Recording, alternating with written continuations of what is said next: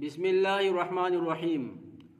দিনে ৰাতি যি 5 ওয়াক্ত নামাজ পঢ়া হয়, এই 5 ওয়াক্ত নামাজক দুই ভাগত বিভক্ত কৰা হৈছে, জেহৰী নামাজ আৰু চিল্লি নামাজ।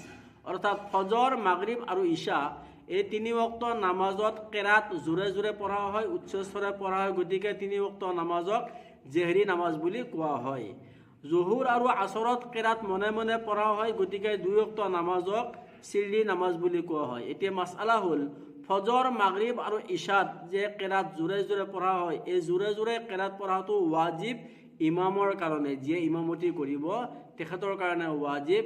গতিকে যদি কেতিয়াবা ভুলক্ৰমে ইমাম সাহেবে পাহৰি কেৰাত জোৰে জোৰে নপঢ়ি মনে মনে 3 আয়াত, ছুটি 3 আয়াতৰ সমান বা দীঘল 1 আয়াতৰ সমান যদি মনে মনে কেৰাত পঢ়ি ল'লে পাহৰি কিনে, তেতিয়া সিজদা সহু লাজিম হ'ব, শেষত সিজদা সহু কৰিব লাগিব।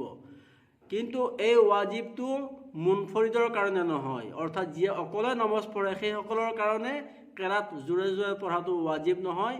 তেখেতসকলৰ ইচ্ছা মনে মনে পঢ়িব পাৰে, জোৰে জোৰে পঢ়িব পাৰে। 2 নম্বৰ, জোহৰ আৰু আসৰত কেৰাত মনে মনে পঢ়াটো ৱাজিব ইমামৰ কাৰণেও ৱাজিব আৰু মুনফৰিদ অৰ্থাৎ যিসকলে অকলে নামাজ পঢ়ে, চাহে ঘৰত হওক মছজিদত হওক, সেইসকলৰ কাৰণেও ৱাজিব।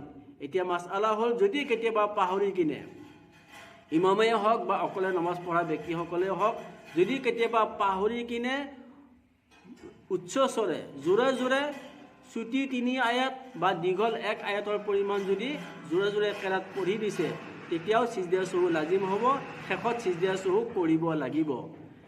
আল্লাহ ৰাব্বুল আলামিন আমাক সকলোকে মাসআলা বুজি ইয়াৰ ওপৰত আমল কৰিবলৈ তৌফিক দান কৰক। আমিন, সুম্মা আমিন।